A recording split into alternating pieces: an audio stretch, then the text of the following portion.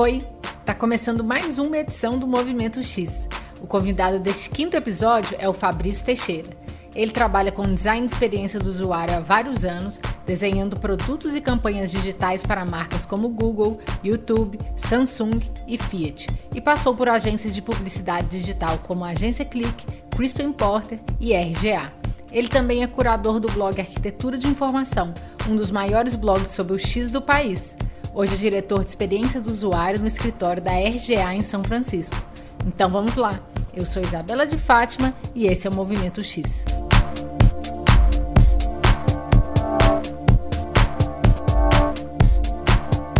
Ei, Fabrício! Olá, tudo bom? Muito obrigada pelo seu tempo e pela presença aqui no Movimento X. Claro, prazerzão. Olha, antes da gente conversar sobre o seu trabalho, sobre sua ligação com o design de experiência do usuário, eu queria que a gente voltasse um pouquinho no tempo e falasse sobre a sua história. Em qual cidade você nasceu? Eu nasci em São Paulo, fui criado lá e fiquei por lá até meus 20 e poucos anos. E você sempre morou em São Paulo antes de se mudar para os Estados Unidos? Sempre morei lá, isso. Você sempre se imaginou trabalhando com comunicação, design e tecnologia? Como é que é essa relação sobre o que você faz hoje e os hobbies que você tinha, as coisas que você gostava quando você era mais novo?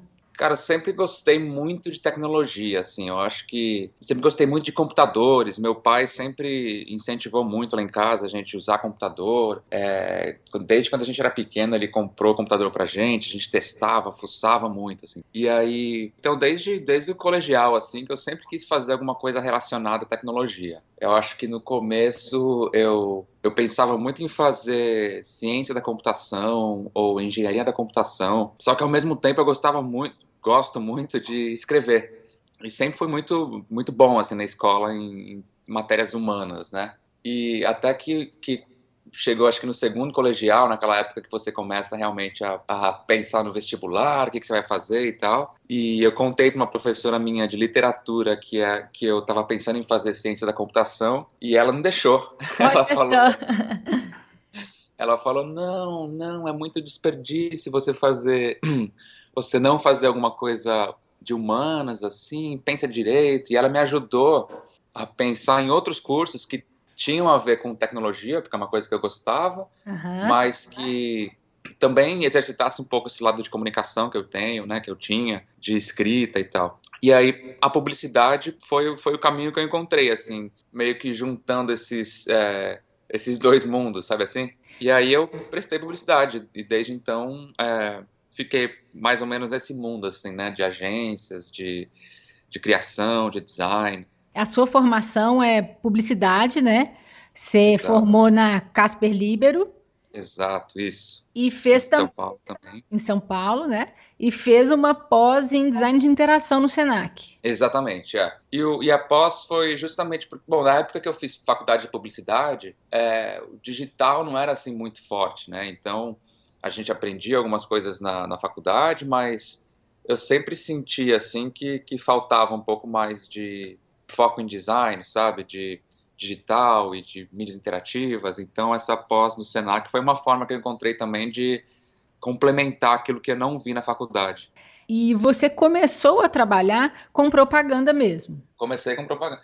Na verdade, eu fiz um estágio de 1 ano na própria faculdade Casper Libero, como diretor de arte, para um grupo lá dentro que chama Centro de Eventos, que é quem organiza todos os eventos da faculdade, da Fundação Casper Libero, da TV Gazeta. Então, por 1 ano, assim, eu passei meio que exercitando o meu lado mais visual, né, design visual, até que comecei a procurar estágios em agências, né, porque como todo estudante de publicidade, eu acho, o sonho da pessoa é trabalhar em agência, né. É verdade. E aí comecei a procurar estágio, até que apareceu a indicação de um amigo meu para trabalhar na agência Click, em São Paulo também, lá no Morumbi, e eu não fazia ideia do que era, ele só falou assim, não, tem uma vaga de estágio em arquitetura de informação, e eu acho que é sua cara. E aí eu fui lá conhecer, fui lá fazer entrevista, só que eu não fazia ideia do que era arquitetura de informação, não existia isso no Brasil, assim, nunca tinha ouvido falar, né, apesar de estar muito envolvido com publicidade, ter vários amigos trabalhando em agências e tal, nunca nenhum deles falou nada disso pra mim. E aí Antes de fazer a entrevista, um dia antes, eu fui no Google e procurei o que era arquitetura de informação, procurei... Sério, eu dei uma roubada no jogo Massa. ali. Eu descobri o que era sitemap, o que era wireframe e tudo mais, e fui fazer a entrevista, sem saber muito, assim. E aí, na ocasião, a entrevista foi com a Juliana Constantino, lá da agência Click. Que hoje está no Facebook? Exatamente, é. Aham. E eu não fazia ideia de quem ela era também. Depois que eu fui descobrir que ela era uma super referência na área de arquitetura de informação. E aí fui lá conhecer, fiz o teste. Era uma entrevista e depois um teste, assim, para como é que você reestruturaria esse site aqui. Acho que na ocasião era para Mastercard. E fui lá, me virei, fiz o exercício, ela adorou. E uma semana depois estava começando na área lá. Poxa, que Sem nem legal. fazer ideia do que era. Foi bem legal. Então você nem passou por um momento assim de transição de diretor de arte para arquiteto de informação, né? As coisas foram rolando mesmo, né? De forma natural. Foi muito natural, assim. Nesse um ano trabalhando como diretor de arte, eu senti um pouco de falta, assim, de pensar nas decisões de design antes das decisões mais superficiais de cor, tipografia, sabe? Mas foi meio que sem querer, assim, depois que eu descobri que a arquitetura de informação meio que fazia isso, né? Por isso que eu resolvi ficar na área e resolvi estudar mais e resolvi fazer essa pós-graduação e fui me aprofundando mesmo. Eu sei que você também passou pela Crispin Porter, você Isso. também passou pela RGA em São Paulo, né? E hoje também está na RGA em São Francisco. Exatamente. Conta um pouco pra gente como é que foi essa sua jornada da Clique para Crispin, da RGA Uhum. São Paulo e RGA São Francisco. Então, eu fiquei na Click, né? Entrei lá em 2005 como estagiário de arquitetura de informação. Fiquei lá por 5 anos. E assim, eu gostei muito do assunto, né, da área, e a Click, eu falo isso até hoje, é uma verdadeira escola para quem quer aprender digital, assim, né?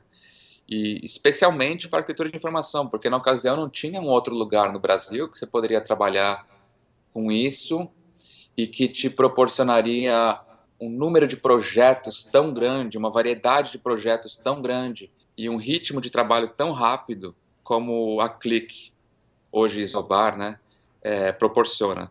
Então, fiquei lá por bastante tempo, cara, 5 anos, que no mundo de agência é uma raridade, assim, né? E tive a oportunidade de trabalhar com muita gente legal, cara.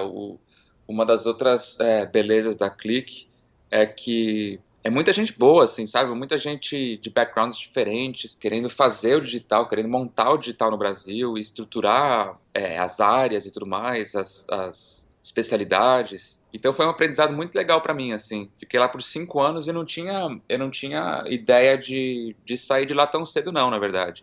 O que aconteceu foi que, de repente, me encontraram no LinkedIn, um recrutador da Crispin Porter, lá de Miami, encontrou meu perfil e entrou em contato comigo, falando se eu já tinha pensado em trabalhar fora do Brasil. E aí eu falei, olha, nunca pensei a respeito, mas também não vejo por que não, né?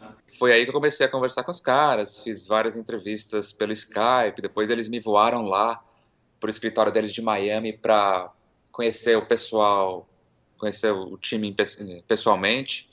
E aí foi ótimo, assim. Passei um fim de semana lá, depois passei mais 2 dias fazendo 9 entrevistas no total com a galera da Crispin. E, cara, adorei a cidade, adorei as pessoas e tal. E aí foi em 2010, começo de 2010, que eu saí do Brasil e fui trabalhar na Crispin. E da Crispin você voltou para o Brasil ou ficou direto? Não, eu voltei, teve uma época que eu voltei pro Brasil, então eu fiquei na Crispin acho que 1 ano e meio, mais ou menos. A Crispin, eu não sei se todo mundo conhece, assim, mas a Crispin é uma agência tradicional de publicidade, né? Enfim, existem várias décadas e sempre foram muito bons em campanhas offline e TVs, e sempre tiveram os anúncios de TV mais premiados e tal.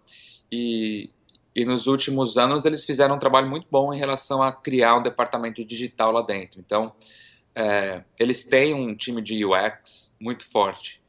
mas o UX na Crispin não é o core da agência, assim, sabe? Ele tá mais suportando os outros times e as campanhas que eles pensam e tudo mais. Então, acho que depois de um ano e pouco apareceu essa oportunidade da RGA. Eles tinham montado um escritório no Brasil há pouco tempo e estavam querendo crescer o time de UX, né? Porque eles estavam pegando mais e mais projetos e a RGA tem essa cultura de que UX é uma peça muito importante, assim, né, dentro dos trabalhos. E aí apareceu esse convite para ir para São Paulo e fui. Saí de Miami, voltei para São Paulo e fui trabalhar com o pessoal da RGA lá, com o Paulo Melchiori, com o Thiago Franco. E aí fiquei lá na RGA por um ano e pouquinho, até que apareceu de novo a oportunidade de voltar para Nova York dessa vez, para trabalhar no time de UX lá de Nova York. E o escritório da RGA de Nova York é gigante, assim, né? Tem quase 1.000 pessoas. E aí fui para Nova York, fiquei em Nova York 2 anos e meio, ainda trabalhando na RGA. E aí, recentemente, nos últimos 10 meses, apareceu essa oportunidade de vir para São Francisco. De novo, a mesma proposta, né? É um escritório novo, ou que eles estão reconstruindo, assim, e precisava de ajuda para montar o time de UX e para, ainda, sabe, e aí apareceu essa oportunidade de ir para São Francisco, que é onde eu estou agora, e, de novo, o mesmo esquema de ajudar a crescer o escritório e montar um time, e tem muita coisa legal acontecendo aqui agora. Ah, que bacana. Então, na RGA mesmo, contando a passagem aqui no Brasil, em São Paulo, e aí você está há quanto tempo, mais ou menos? 3 anos? Ah, vai fazer 5 anos agora. Ah, legal.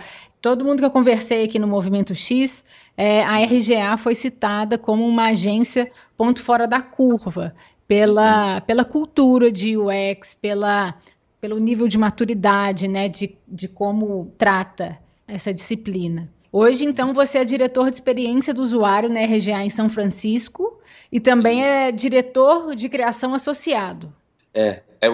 Esse ponto da RGA é bem verdade, assim, eu acho que existe muita conversa sobre o papel de UX em agências, né?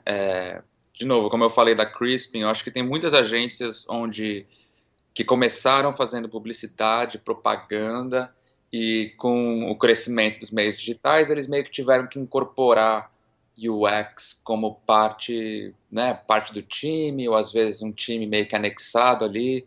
Uma coisa legal da RGA, cara, é o jeito que ela foi formada, assim. A RGA começou como uma produtora de filme, né? Não sei se você chegou a investigar um pouquinho da história deles, mas começou nos anos 60, 70 ali como produtora de efeitos especiais para abertura de filme. Olha só, eu não sabia. É, e começou fazendo a abertura do Superman, a abertura do Seven. Tem várias aberturas famosas assim que a RGA fez que exigia algum tipo de efeitos especiais. E até ganhou Oscar já. O Bob Greenberg, né, o CEO da RGA, já ganhou Oscar e tudo. E a RGA tem essa cultura que a gente chama lá de The Next 9 Years, que é a cada 9 anos a RGA passa por uma transformação completa no business dela, no que ela faz. Uhum. E se você acompanhar a história dela, é justamente isso, né? Então começou como fazendo aberturas de filmes, depois de 9 anos passou a fazer filmes com CGI que requeriam algum tipo de efeitos especiais. Depois de mais 9 anos, largou praticamente tudo de filme e foi fazer e virou uma agência interativa, né? Acho que isso foi nos anos 90 ali, começando a fazer sites e experiências online, assim, CD-ROM, esse tipo de coisa. Depois de mais 9 anos, se transformou numa agência 360, né, que faz tanto digital quanto propaganda tradicional. E agora, nos últimos, acho que 3 ou 4 anos, já virou uma outra coisa. A gente nem se chama mais de agência, né? A gente ajuda os clientes no que eles precisarem, de campanhas a produtos e serviços, até transformação direta nos negócios deles, assim, né? Eu acho que justamente por esse histórico que a RGA tem, nunca digital foi só um departamento, ou nunca UX foi só um departamento, assim. Eu acho que a RGA encontrou meio campo muito legal ali entre ser uma agência e ser uma criadora de produtos e serviços, assim, sabe? Enquanto outras agências você consegue perceber qual que é o foco maior delas, eu acho que a RGA está realmente ali no 50-50, sabe? Por isso mesmo eu acho que acaba que o time de UX tem uma importância muito grande, porque praticamente para todos os clientes nossos, hoje, existe algum tipo de envolvimento de UX. Não é para projetos específicos, é realmente no nível da conta toda, assim. Que massa. E quais são os seus principais clientes hoje? Vixe, agora a gente vai esbarrar em termos de confidencialidade. Só os que você puder falar. Eu brinco, eu tenho a maldição da confidencialidade. Eu só trabalho com cliente que eu não posso pôr no meu portfólio, com cliente que eu não posso falar. Eu estava vendo seu portfólio, tem algumas coisas que você tem que Acho que a última pedir. atualização foi em 2010, sei lá. E já tinha alguns critérios assim, né, para investigar, saber um pouco mais do trabalho, é te mandar um e-mail. Exatamente, com password e tal. Bom, na RGA eu posso contar um pouco. Eu trabalhei, quando estava em São Paulo, eu trabalhei muito com o Google Brasil, um projeto muito legal que a gente fez também, acho que foi em 2010 mesmo, o Google Creative Sandbox, assim, foi um dos primeiros sites responsivos feitos no Brasil, e aí quando eu estava aí na ocasião, e eu compartilhei muito do trabalho que a gente fez, então foi um projeto muito legal, assim. Depois em Nova York eu trabalhei muito com Intel e Samsung, e agora em São Francisco eu estou trabalhando muito com Google de novo, agora Google aqui nos Estados Unidos. Então eu sempre tive muito envolvido com clientes dessa indústria de tecnologia, sabe? E como que é a sua equipe hoje, Fabrício? Conta um pouco como é que é o perfil dos designers que estão na sua equipe, ou então de outros profissionais de outras áreas que também fazem parte da sua equipe hoje aí na RGA em São Francisco. Bom, justamente por essa cultura da RGA de misturar produção de filme com comercial, com, né, digital, serviços, business e tal, você acaba trabalhando com um time muito variado, assim, de perfis, sabe? Hoje no meu time, bom, tem pessoas de UX, tem pessoas, e dá para quebrar um pouco, assim, né? Pessoas de UX com background um pouco mais de design, pessoas de UX com background de pesquisa, e tem pessoas de UX que a gente chama de Experience Strategists, que é meio que um híbrido de UX com planejamento, assim, sabe? É o estrategista de experiência do usuário? Exatamente, exatamente. Depois a gente pode falar mais a respeito, é bem legal. Quero falar sim, me interessa muito isso aí. E aí tem também pessoas de que a gente chama de visual design, né, que são tanto designers mais sistemáticos que desenvolvem interfaces, aplicativos e sistemas mais parrudos e complexos, quanto diretores de arte que são mais focados em campanha, né, direção de arte de campanha, assim e tal. E aí tem o pessoal de tecnologia, tem o pessoal de produção, que é bem interessante também. Produção, em algumas agências, alguns lugares, a gente chama de gerente de projetos, né? Aqui, justamente pelo histórico da RGA de ser uma produtora de filmes, o papel da produção é muito diferente, assim, né? Não é simplesmente gerenciar a timeline e o budget do projeto. É realmente pôr a mão na massa ali, sabe? Trabalhar com o time na produção daquilo que a gente está criando. Então é um time muito variado, assim. Meu foco, obviamente, é no time de UX e de visual, mas a gente acaba trabalhando com muito mais gente, assim, né? Muito, muito bacana. E vocês têm, por exemplo, hoje arquiteto da informação na sua equipe? Não, é um termo que meio que já foi abandonado. Assim, eu acho que parte disso pelo tipo de projeto que a gente faz, né? Uhum. Arquitetura de informação é uma coisa muito importante quando você está fazendo um site muito grande. Então, por exemplo, quando estava em Nova York, a gente trabalhou para a Samsung para refazer um dos e-commerces dele, a gente usou arquitetos de informação, mas é uma coisa muito pontual, né? Muito do que a gente faz hoje em dia são apps, experiências em social, que acabam sendo um pouco mais rasas no ponto de vista de densidade de informação, sabe? Então é um perfil que não aparece em todo o projeto, não. Entendi. Eu sinto assim, às vezes tem muitas pessoas que já que trabalham ou trabalhavam com arquitetura de informação e que agora estão estão chamando de design de experiência do usuário e praticando mais, e na minha visão é um processo muito diferente. A arquitetura de informação é só um pedaço do processo, enquanto o design de experiência do usuário ele está no todo, está mais ligado com o processo, com metodologia, questões que são diferentes, né? Então tá aí a dúvida até para entender, assim. Uhum. Ah, não, é um ótimo ponto. Eu lá na agência Click, eu acompanhei muito dessa transformação, assim. Eu acho que eu falei, eu comecei como arquiteto de informação e saí de lá como User Experience Designer. E a agência Click foi um lugar muito legal nesse sentido também de eles estão sempre muito atentos ao que está acontecendo no mercado e fora do Brasil e tal. E na ocasião, o meu chefe direto lá era o Rafael Vasconcelos. Que hoje também tá no Facebook, né? É, exatamente. E eu e ele, a gente trocava muita ideia sobre isso, sabe? Sobre, pô, será que o que a gente está fazendo hoje realmente é só arquitetura de informação, sabe? A gente pegou projetos muito bacanas lá com a Fiat, que é um dos grandes, sempre foi um dos grandes clientes da Click, onde a gente chegou a fazer projeto lá onde a gente repensou a interface de carros, sabe? Como é que vai ser a interface do carro do futuro e tal. E quando você para pensar, assim, não é um projeto de arquitetura de informação, sabe? Você tem que pensar em muito mais coisas, você tem que pensar, e você como nesse papel, né, você tem que facilitar muito o processo de design. Então, a gente começou a perceber que o time de arquitetura de informação da Click fazia já era muito mais do que simplesmente aquele nome. E aí foi lá em 2008, 2009, assim, que a gente começou esse processo de renomear a área e repensar também algumas das coisas que a gente produzia e como é que a gente entregava o nosso trabalho e tal. Aqui nos Estados Unidos, eu acho que, bom, pelo próprio motivo de que eu vim para cá um pouco mais tarde, em 2010, é, já é mais clara essa distinção, assim, sabe? Do que é arquitetura de informação, o que é UX. Mas eu acho que lá em 2008, 2009, ainda tinha muita confusão. Tanto que o nome do blog que eu escrevo é arquiteturadeinformação.com, né? Que veio daí, assim.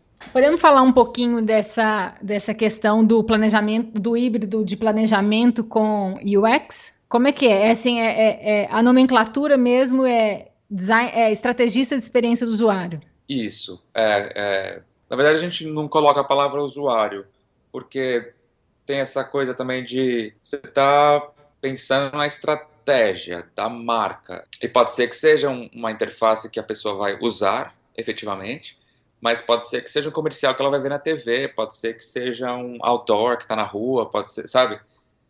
Então a gente não coloca a palavra usuário, a gente fala que é experience strategy. O papel dessa pessoa é justamente fazer o meio de campo entre o planejamento tradicional, sabe, que vai pensar quais são as iniciativas que a marca vai fazer naquele ano e quais os objetivos dessas iniciativas e tal, e o papel de UX, que é realmente desenhar essa experiência, né, projetar a experiência do usuário. Então, o Experience Strategist fica num nível um pouco mais alto no sentido das definições que ele toma. É muito mais, por exemplo, definir o papel de cada canal na experiência. Então, dado o que a gente quer fazer para aquela marca naquele ano, os mobile apps da marca têm que ser usados para fazer X, Y, Z, o site da marca tem que ser usado para fazer outra coisa, social vai ter um papel de levar as pessoas até esse site, sabe? Quase que definir o ecossistema da marca, e com essa definição a gente consegue realmente kick off os projetos de design. Então, beleza, então agora vamos desenhar esse site, então agora vamos colocar um time para pensar nesse conteúdo de social, então vamos começar a desenvolver esse aplicativo de celular, sabe? Meio que funciona como um planejador da experiência do usuário. Eu estou entendendo que é como se fosse um channel planning, né? Uma pessoa que vai pensar aí nesse ecossistema da marca, que vai no ecossistema e nos pontos de contatos da presença digital da marca, e ela Sim. também vai dar a diretriz estratégica, né? Da onde a marca quer chegar. Exatamente. Mas uma coisa que eu fico pensando é assim, eu acho que essa história de, por exemplo, fazer planejamento e estratégia para o ano é muito complicada, eu ando cada vez mais desacreditada nisso, eu acho que a estratégia está cada vez mais fluida, está acontecendo nessa comunicação em tempo real, e uma coisa que me chama a atenção que você disse essa pessoa, então, ela não está tão ligada com o entendimento e as necessidades dos usuários, de entender quem é o público que a gente está conversando, para quem vai ser projetado. Também, a parte do que essa pessoa faz. Dependendo do caso, ela mesma já tem esse background um pouco de pesquisa com o usuário e consegue investigar um pouco disso, ou essa pessoa trabalha em parceria com um UX Researcher que vai realmente colher esses dados para informar um pouco dessa estratégia. Ah, tá. Porque a minha dúvida é exatamente a questão, né, do UX. Se, Uhum. porque a meu ver, né, assim, o planejamento, ele tem a principal, ele surgiu nas agências principalmente por causa da pesquisa, né, Exato. de entender as pessoas, entender as pesquisas e principalmente fazer a ponte dos insights para a equipe de criação, para a equipe de mídia e para quem mais estiver envolvido no processo. E aí me chamou a atenção o fato de tirar exatamente o U da nomenclatura, que eu acho que é a É, principal função. Mas deu para entender agora, então, a questão é, de que UX Research, né, ele vai estar constantemente entendendo do público e tal, e vai fazer esse trabalho em parceria com UX Strategy, strategies. com estrategistas de experiência, né? Não tem U. Exatamente. E sobre esse outro ponto que você mencionou, eu também ando descrente de estratégia para o ano todo. Uma coisa para ter em mente é que ainda é assim que funcionam os budgets do cliente, né? Aham. Você precisa apresentar um plano para o ano todo para ele conseguir segurar o budget, mas o que a gente tem visto recentemente é que esse planejamento de um ano é muito mais uma visão daquilo que a gente quer completar do que necessariamente o que vai ser feito no decorrer do ano, sabe? Então, uma coisa que a gente faz sempre é manter essa visão, mas adaptar as iniciativas individuais que a gente faz de acordo com o calendário cultural do que está acontecendo, de acordo com as mudanças que acontecem na indústria, na tecnologia e tudo mais. Então, não é um planejamento que fica travado durante um ano, não. Porque a gente sabe que no dia a dia isso, tudo que é planejado não é executado, né? Então a Exato, gente gasta muito tempo planejando para um ano, às vezes até para 5 anos, né? Nas é, marcas maiores e tal, mas a gente sabe que isso não dá certo. Eu acho que o momento é é, muito propício para pensar em que a gente precisa ter cada vez menos planejamento, mais estratégia e trabalhar mais em é. meta e em parceria com o time de UX, né? E complementando esse seu ponto também, eu acho que quando a gente se compromete com um planejamento de 3 anos, 5 anos assim, você também perde muita oportunidade, né, de fazer coisas que são relevantes para serem feitas agora, nesse dia, nesse minuto, assim, sabe? Eu acho que e agências e marcas estão percebendo muito isso, que a coisa mais legal que você pode fazer é se aproveitar dos momentos culturais, aproveitar do que as pessoas estão falando agora e ser ágil o suficiente para agir em cima disso, assim, sabe? Então, realmente, menos e menos esse planejamento a longo prazo tem funcionado, assim. E como que é o trabalho de envolver o usuário no centro do processo de design aí, desde a etapa de estratégia e concepção até as etapas de desenvolvimento e testes? Queria que você contasse para a gente como que são essas etapas aí na prática, como é que vocês trabalham? Certo. Depende muito do projeto, né? Depende muito do cliente. Eu acho que, como em todo lugar assim, tem clientes que já têm essa cultura de desenhar centrado no usuário já muito enraizado na organização. Acho que você consegue imaginar que o Google é um cliente desses. E tem cliente que não, que parte do nosso trabalho é catequizar e explicar a importância e muitas vezes convencer de que é preciso investir e tal, e muitas vezes ele não está convencido de que precisa investir. Então a gente pega e investe a gente para poder mostrar o resultado de pesquisas e testes com usuários e tal. Então é um cenário bastante variado, assim. É, em projetos onde em projetos onde o cliente já está convencido disso, por exemplo, o Google, é muito bacana porque tem casos em que é o próprio cliente que organiza essa coisa de pesquisa com o usuário e já tem uma estrutura muito, né, muito grande, muito robusta de sempre consultar as pessoas e sempre, seja para teste de usabilidade, seja para testar mensagem, seja para testar copy, enfim, vários elementos assim. Então, é uma sinergia muito maior que acontece nesses casos. E, e para outros clientes, acho que é um processo parecido que acontece no Brasil. Assim, no começo do projeto você tem a parte de insights e de colher dados em grande escala para entender tendências de comportamento e depois entender como é que a gente deve agir em cima dessas tendências. Em meados do projeto, você tem pesquisa um pouco mais em profundidade, né, entrevistas em profundidade, pesquisa etnográfica para entender como é que as pessoas se comportam em relação àquela tarefa, aquele objetivo, e realmente pegar mais insights mais valiosos, assim, que vão influenciar mais diretamente aquilo que está sendo desenhado e como aquilo vai ser desenhado. E aí, durante a etapa de design, o que a gente costuma fazer é trazer o usuário para dentro do processo, assim, né?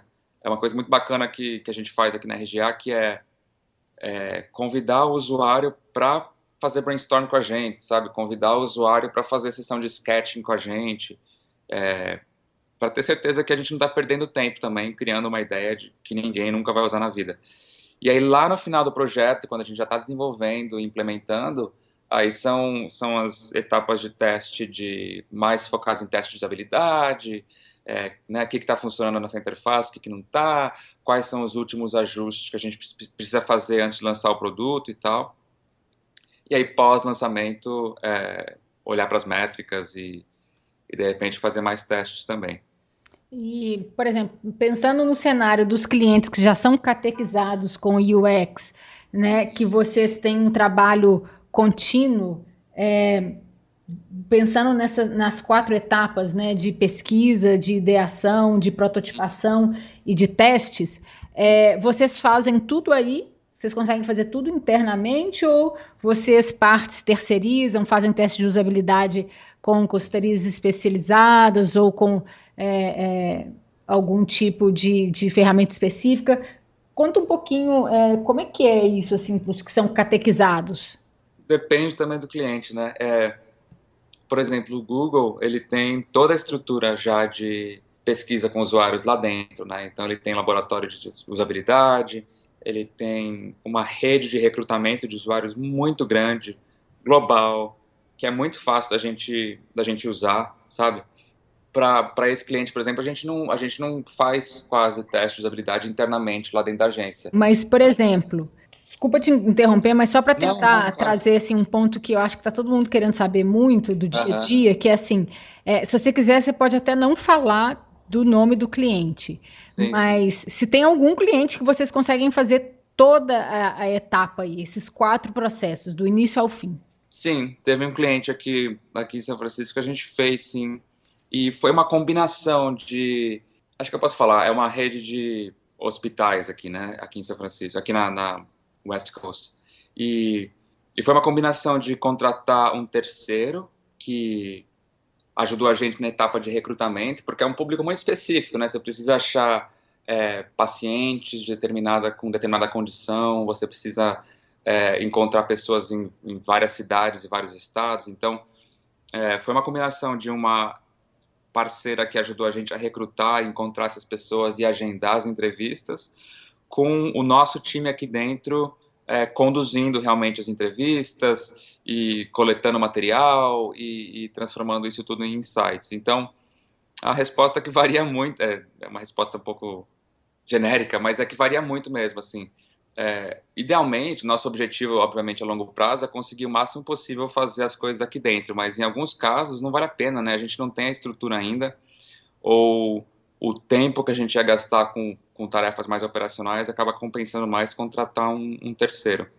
E o que a gente não tem ainda é um laboratório próprio de usabilidade, então, nesse caso, quando é uma pesquisa um pouco mais aprofundada de interface e tal, mais para o final do projeto, aí a gente sempre contrata, assim, uma empresa parceira. Entendi. Então, assim, mais na questão dos testes, mas na prototipação vocês fazem aí internamente? Sim.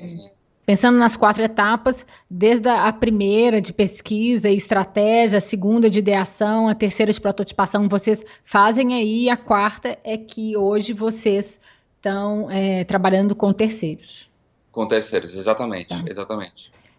Eu acho assim, acho que o que eu estou ouvindo e o que eu estou vivendo aqui é que aqui nas agências, infelizmente, o processo ele só fica em 2 etapas, né? Eu acho que assim, a discussão que está tendo aqui muito é que quem trabalha em agência e que está afim de ter uma imersão em UX, está a fim de fazer acontecer nessas 4 etapas, está rolando uma frustração generalizada, porque aqui a maioria das agências ela fica em 2 etapas do processo, né? Que é a ideação e a prototipação apenas, né? Pula a etapa de pesquisa, entendimento de quem são as pessoas e os clientes reais do projeto, o que gera implicações negativas para a estratégia, né? Porque se você não entende muito bem quem são as pessoas, como é que você vai pensar uma estratégia para elas? E aí vão direto para a ideação, chega no protótipo e depois acabam não fazendo a etapa de testes e de melhorias. Então, o que eu estou escutando todo mundo falar aqui é assim, de estar frustrado de querer fazer isso acontecer e que a agência acaba não sendo cíclico. Eu acho que tem algumas agências que podem ser o ponto fora da curva, né? Como a Clique, que você citou, né?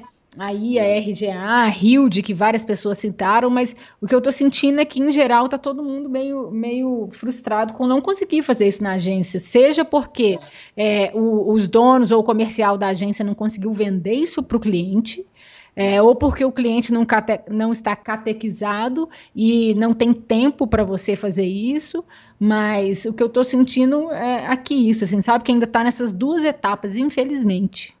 Uma coisa a se pensar é que, às vezes, o cliente já tem uma rotina de fazer pesquisa com usuários eles mesmos. Então, a agência já recebe muito desse material pronto, ou pré-executado, pré-definido, e o que a gente faz aqui, em alguns casos, é simplesmente pesquisa complementar, olhar para esse material robusto, material bruto que a gente recebeu do cliente, ver as áreas que a gente sente que podem ser mais exploradas, e aí bolar um plano de pesquisa um pouco menor e consequentemente, mais financeiramente viável, só para realmente cobrir esses gaps que a gente está vendo, sabe? É uma opção híbrida que de repente funciona, que de repente ajuda nesse problema assim que a gente está vendo. É verdade.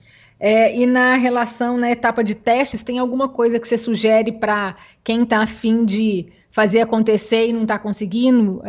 Sei lá, ferramentas tipo Hotjar. Eu acho que a sugestão maior é hackear. Acho que a gente tem essa visão de teste de usabilidade, né, acontecendo naquela sala de vidro, de sala espelhada, e com equipamentos super modernos de gravação, e cafezinho na mesa, e pão de queijo. E na verdade, se você eliminar o processo daí e você olhar para o resultado final que você quer pegar, você quer conversar com usuários, e isso você consegue fazer de várias formas diferentes. Hoje em dia tem tantas ferramentas gratuitas e fáceis de instalar que você mesmo consegue meio que hackear, sabe? Hack together, assim, montar um mini laboratório seu mesmo. Uhum. E também aquele pensamento de que às vezes a gente fica esperando o cenário de recrutamento ideal, onde a gente encontra o participante com 28 anos de idade, de tal cidade, porque ele é o perfil de usuário do produto que a gente está criando, mas muitas vezes se você testar com a moça do café, se você testar com qualquer pessoa ali perto, com parentes dos funcionários da agência, sabe? Você consegue uns resultados muito bacanas, assim, que se você ficar esperando o cenário ideal para fazer teste, nunca vai acontecer. Nunca vai ter toda a verba, nunca vai ter todo o tempo do mundo. Então, acho que a principal dica é hackear. Legal. Bem legal. Eu acho que essa dica de ferramentas também é legal, né? Porque você usa uma ferramenta que, dependendo das funcionalidades que você precisa, por exemplo, esse mesmo Hotjar, você pode testar, tem um módulo que é gratuito, e aí você consegue ver a interação das pessoas lá em tempo real, né? Eu acho que tem várias ferramentas que podem ajudar mesmo. Mas essa dica é muito massa. Acho que tem essa onda agora, do mesmo jeito que teve essa onda de ferramentas de prototipação há alguns anos e continua tendo, né? Está começando a surgir essa onda de ferramentas focadas em pesquisa com o usuário, sabe? De gravação de tela, de gravação de áudio, de teste remoto, de assistir o usuário navegando no seu site, sabe? Que se você achar a combinação certa de ferramentas assim, pode ter um resultado muito legal. Acho que é uma coisa legal para se pensar para minimizar essa frustração e fazer acontecer, né? Exato, E vamos falar agora um pouco dos seus projetos. Você já falou de alguns aí, Mas é porque você trabalha com design de experiência do usuário há vários anos, né? Você desenha produtos e campanhas digitais para grandes marcas, em grandes agências, e você falou, né, que seu portfólio está desatualizado. Quando eu olhei, já tem bastante projeto. Eu queria saber qual projeto, produto ou campanha que você mais se orgulha, ou quais, né? Quais foram os memoráveis, assim? Nossa, eu acho que teve esse... Pergunta difícil. Eu acho que teve esse projeto do Fiat Mil da Fiat no Brasil que eu mencionei, chama Fiat Mil, que foi a Fiat querendo olhar pro futuro dos carros, né? Como é que é o carro do futuro? E esse é um exercício que toda montadora faz, né? Obviamente eles têm os carros conceito, eles levam protótipos para o salão do automóvel, esse tipo de coisa, mas acho que foi o primeiro ano em que uma montadora resolveu ouvir os usuários sobre o que eles queriam nesse carro do futuro. E aí foi um projeto muito bacana, porque é uma indústria muito legal, né, de automotiva, e essa coisa de ouvir os usuários tem uma intersecção muito grande com o UX. Então, o que a Click fez para eles na época foi criar uma plataforma onde as pessoas conseguiam mandar ideias e mandar sketches e mandar sugestões de features para os carros e tal, e trabalhar muito próximo com os engenheiros da Fiat para criar esse carro conceito e colocar essas features lá e tudo mais. Então, acho que foi um projeto que marcou muito, assim. Primeiro porque foi uma dessas primeiras plataformas de crowdsourcing feitas no Brasil, e segundo por causa dessa intersecção entre com UX muito próxima de ouvir os usuários, assim. Esse foi um projeto que marcou bastante. Legal.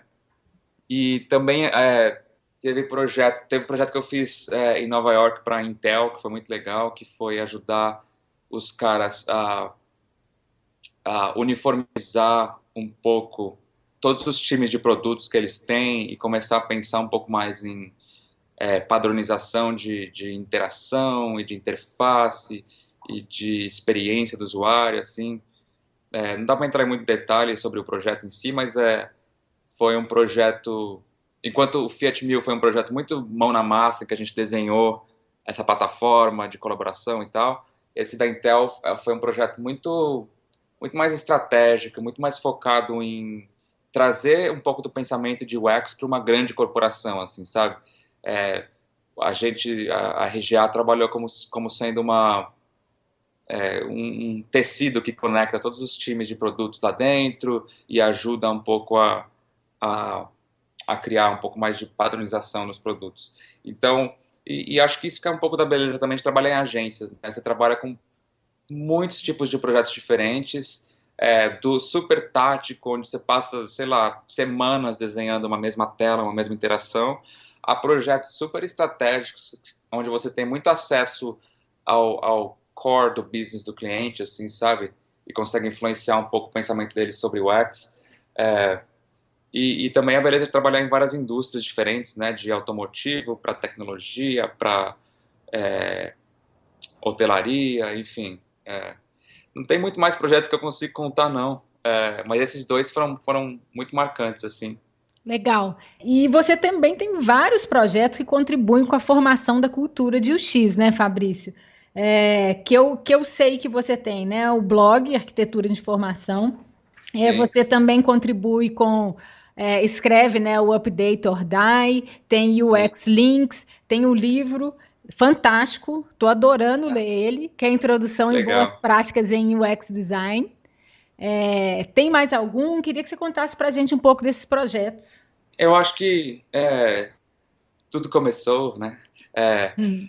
quando eu comecei a trabalhar com arquitetura de informação e realmente não tinha muito conteúdo disponível sobre isso no Brasil ou em português, né? Então eu tive que correr atrás de melhorar o meu inglês para poder consumir esse conteúdo e entender o que eu estava fazendo, né? Entender o que era aquilo que eu estava fazendo e o que era arquitetura de informação e UX e tal.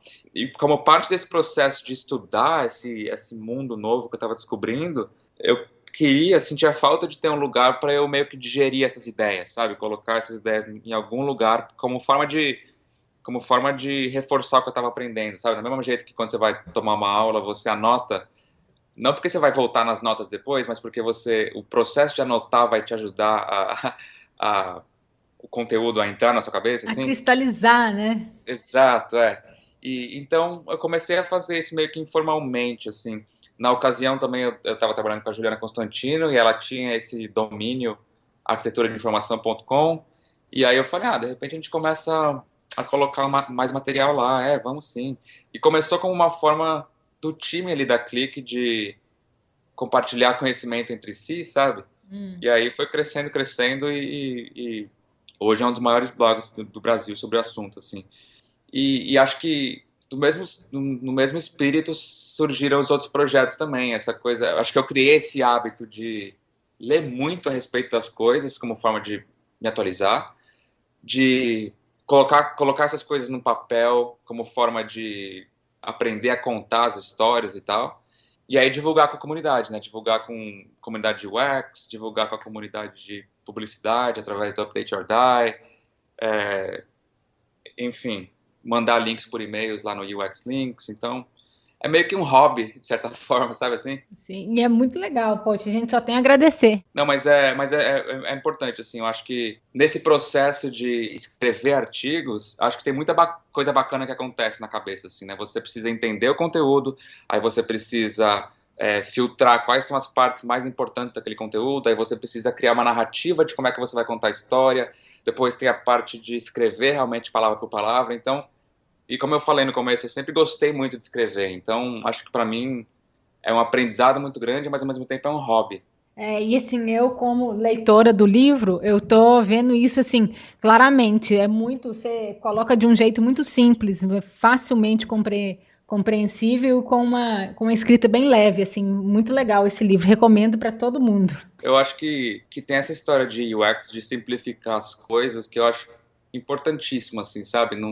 Não dá pra gente passar parte do dia falando em interfaces fáceis e simples de usar e simplificar a experiência e tal.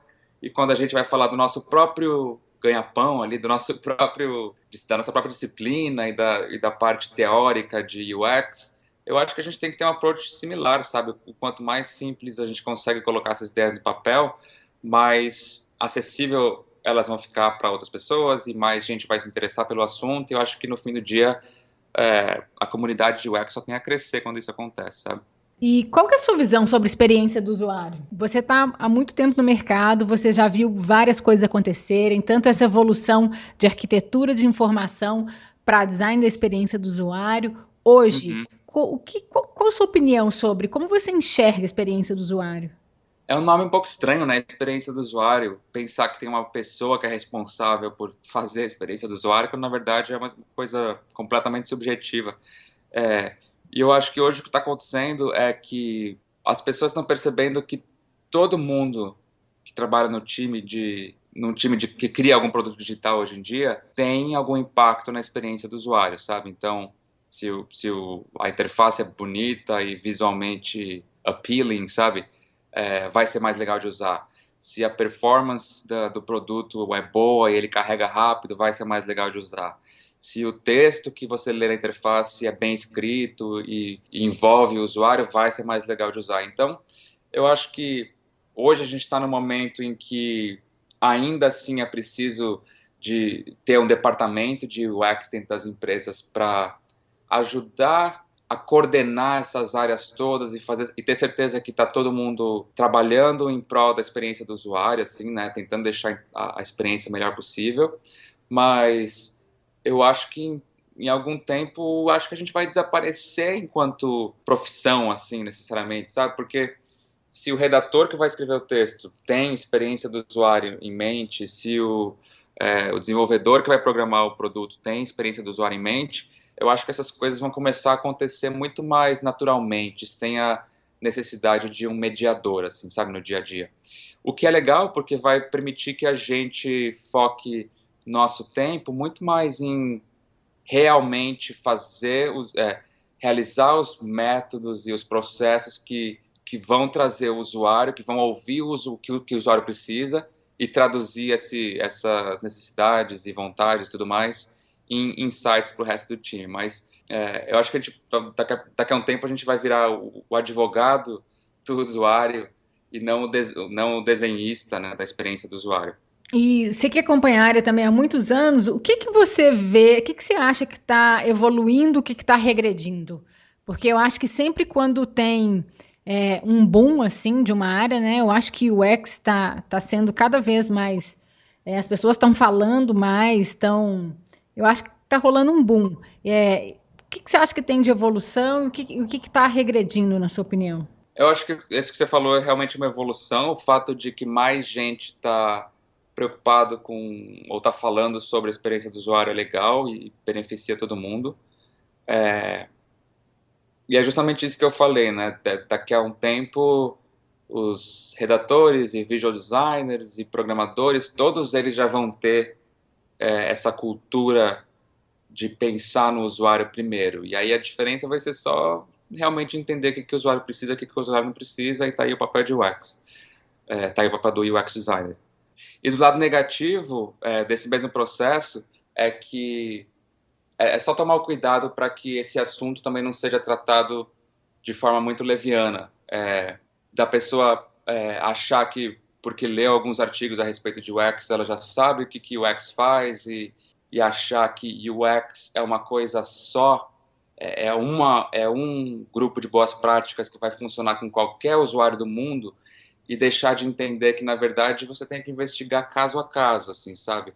Tem que investigar especificamente para a audiência desse produto quais são as coisas que a gente precisa fazer e como é que essa experiência tem que acontecer. E ter em mente que isso é diferente a cada projeto que você faz, sabe? Que a cada produto novo você vai ter que ir lá investigar e você vai ter que ir lá descobrir com o usuário. Então, acho que não existe no fim do dia eu sou um especialista em UX, eu sei todas as boas práticas de como desenhar interfaces e tudo mais. Se você se chama de especialista em UX, na verdade, você tem que ser um especialista em ouvir o que as pessoas precisam, sabe? É esse o grande papel, nosso grande papel nos projetos, assim. O campo de design e tecnologia ele está sempre evoluindo, né? E para quem trabalha com isso ou que estuda com isso, é um desafio você sempre aprender, você se manter atualizado. Como é que você faz para se manter atualizado? O que eu costumo fazer eu tenho uma série de sites e blogs que eu costumo acompanhar. Mas você tem uma rotina, tipo, você tem uma rotina, todo dia você vê, você separa um tempo. Então, o que eu costumo fazer é, durante o dia, quando dá uma folguinha assim, eu vou lá no meu Reader e eu vou meio que escaneando assim, todos os sites que eu acompanho, que eu gosto de acompanhar, os blogs e tudo mais, e vou salvando os links que eu acho mais interessantes. Geralmente no fim de semana ou quando dá uma folguinha assim, eu vou realmente lendo artigo por artigo, daqueles que eu salvei, e aí eu vou pensando o que de repente é uma coisa que eu consigo aplicar, daqueles artigos que eu estou lendo, o que de repente é uma coisa que eu consigo aplicar no meu trabalho naquela semana, ou o que é uma coisa que, de repente isso aqui seria legal virar um artigo, né, ou virar um tweet, ou mandar por e-mail para alguém e tal. Então, acho que quando eu tenho as 2, 3 horas livres, assim, durante a semana, eu sento realmente e vou ler coisa por coisa e vou meio que distribuindo o que eu quero fazer com aquela informação, assim. E assim, é meio nerd, né, falar isso, mas é um processo, é um hábito, né, que você vai criando com o passar do tempo, assim. Demanda muito tempo da gente, mas eu acho que isso faz parte justamente do que você falou, né? A tecnologia muda tanto e tem tanto conteúdo online a respeito disso, a respeito de UX e tal, que acho que meio que é parte da nossa profissão também, se atualizar e ter certeza que você sabe o que está acontecendo, né? E é difícil filtrar, né? Tem muita coisa, assim. É difícil filtrar, é legal saber a sua metodologia para isso, é legal saber. E quais são as suas principais fontes de informação de UX? Claro, assim, você deve ter inúmeras, mas assim, se você puder citar umas 3, sei lá, 3 blogs, algumas dicas que você acha que seja legal para acompanhar. Eu acho que 90% do que eu leio ou estudo ou sei sobre UX é online, realmente lendo sites e blogs, assim, e aí de vez em quando eu participo de uma conferência de design, ou leio um livro sobre UX e tal, mas é muito mais raro, assim, né? 3 referências bacanas hoje em dia, eu gosto muito do A List Apart, não sei se você conhece, mas é um blog de UX, arquitetura de informação, criação de produtos, enfim, é muito bacana, acho que é alistapart.com. Gosto muito do Nielsen, eu esqueci o nome do site, acho que é nnielsen.group.com, sei lá, um negócio assim.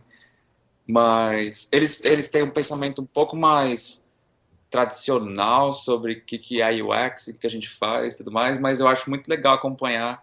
Esse site dita muito do que está sendo pensado e falado sobre UX no mundo todo. Então eu olho esse site muito menos como um lugar para saber as tendências e o que vai acontecer com o futuro de UX, mas muito mais para saber onde é que a gente está hoje, assim, sabe? O que o mundo está falando a respeito. Porque é um site que tem uma influência muito grande assim, no mercado de UX.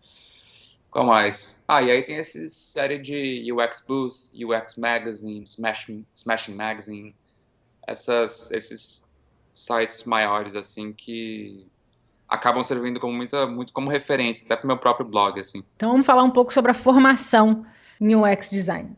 Na sua opinião, quais são as atividades e habilidades básicas dos iniciantes em UX, né? Essas habilidades que eles precisam dominar? O que você avalia quando vai contratar um iniciante aí na RGA?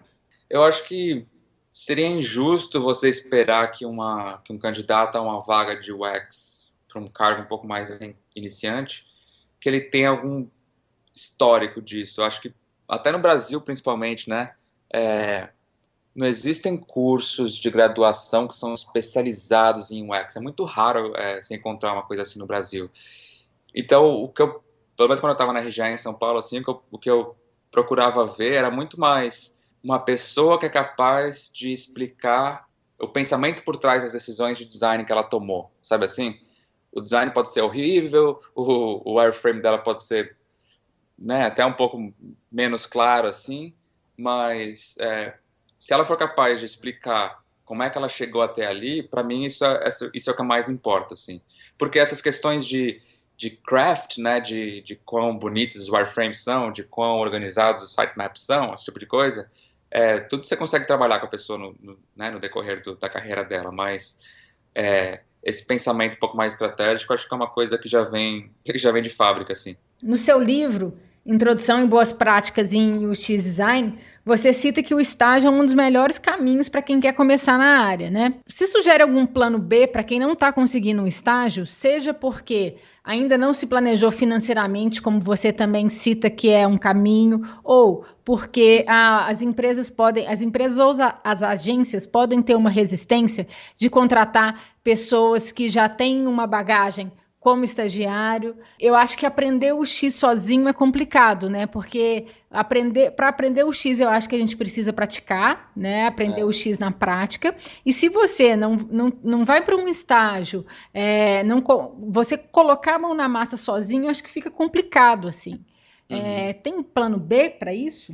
Eu acho que dá para aproveitar essa onda de startups.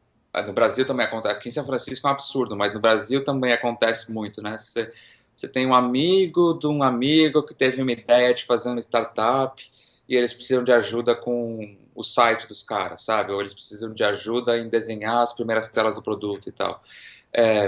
Se você, de repente, uma ideia legal é você começar a se envolver nesses projetos, mesmo que seja fazendo um freela com um preço mais barato ou fazendo de graça até para você conseguir montar portfólio, mas acho que são formas de começar, assim, são formas de começar a se envolver com UX que talvez não sejam, não tenham tanto compromisso, porque é uma empresinha pequena que está começando agora e tal, e a sua ajuda vai ser muito valiosa para eles, e ao mesmo tempo o aprendizado vai ser muito valioso para você, assim. Então, acho que de repente essa é uma alternativa, começar a se aproximar de startups, fazer pequenos projetos só para começar a ter material bruto para colocar no portfólio, assim. E aí, né, hopefully conseguir um emprego ou estágio numa empresa um pouco maior. E para fechar, falando em portfólio, né? Que dica que você dá para montar um portfólio legal ou onde encontrar as melhores referências? Se não me engano, no seu blog tem um artigo desse. E se Behance, por exemplo, é a plataforma ideal? Eu acho que Behance e Dribbble não são as plataformas ideais para portfólios de UX, porque eles focam muito no produto final, né? É muito sobre o quão bonito, interessante, impactante ficou o resultado final. Quando Em UX, o que você quer saber quando você está entrevistando alguém é muito mais o processo, né? Então, acho que a principal dica é essa. Obviamente, o portfólio tem que ser bonito, bem apresentado e consistente, mas eu acho que muito mais importante é você explicar o porquê das coisas, assim. E aí tem uma série de plataformas que permitem se fazer isso, seja o Squarespace, seja o Cargo Collective, que, né, só procurar uma plataforma que você consiga colocar um pouco mais de texto, um pouco mais de explicação de como é que você chegou no resultado final. Legal. Muito obrigada Legal. por fazer parte aqui do Movimento X e por apoiar o Claro. Movimento X. Claro, não, muito legal o convite de vocês e a ideia do projeto, cara, muito bacana, assim, eu sempre senti falta, assim, de ter um podcast de UX brasileiro, por vários momentos passou na minha cabeça, assim, pô, será que o blog de aí deveria fazer um negócio assim e tal? Mas nunca rolou tempo suficiente para fazer. E uma coisa interessante do movimento UX, eu estava ouvindo os outros episódios, assim, é que cara, pela primeira vez eu consegui ouvir podcasts do começo ao fim, sabe assim? Poxa, eu Por fico mais que o muito episódio... feliz de ouvir isso. Porque... Não, acho que, bom, primeiro que você se prepara muito bem para as entrevistas e as perguntas são muito legais, mas realmente o conteúdo é muito interessante, assim, é uma coisa que não tem em nenhum outro lugar no Brasil, assim, sabe? Então, parabéns pela iniciativa, assim, muito legal poder participar. Muito obrigada, Fabrício. Assim, é um enorme prazer conversar aqui com você. Os seus projetos foram inspiração para esse surgir. E eu sempre repito, assim, o Movimento X não é nada sem vocês, porque na verdade quem faz o Movimento X são vocês, né? A cada episódio. Então, Legal. muitíssimo obrigado, muito legal o papo. E é isso aí. Valeu, obrigado a você. Chegamos ao fim deste 5º episódio hoje com Fabrício Teixeira e eu espero que você tenha gostado. Se você quiser conferir outros episódios, é só acessar o canal do Movimento X no SoundCloud. No próximo programa, eu vou conversar com a Elisa Volpato, consultora independente de UX que já trabalha há vários anos na profissão. Obrigada e até o próximo papo.